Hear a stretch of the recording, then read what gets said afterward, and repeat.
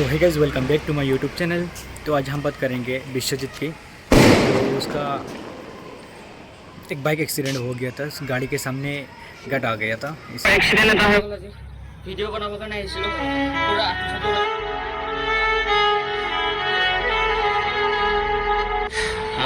कांग्रेस के नेता राहुल गांधी जी गए असम में गए जुबिन गार्ग की फैमिली के साथ मिलने के लिए। पॉलिटिशियन बात नहीं कहा, इसीलिए असम की जनता আৰু সঁচাকে বহুত ভাল লাগিলে যে তেখেতৰ যিটো ব্যৱহাৰ এটাও তেখেতে পলিটিকেল মন্তব্য আগনকৰালে।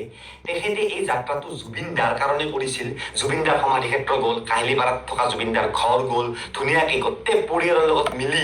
I don't want to take the discussion away from offering condolences.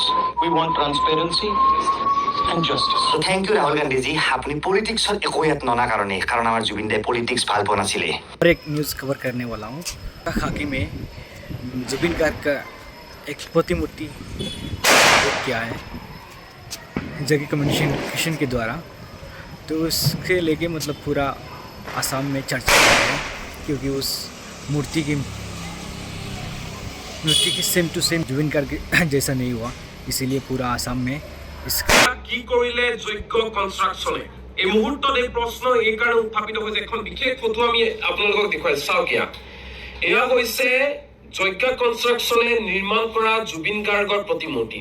এয়া জুবিন গাৰ্গ হয় জানো?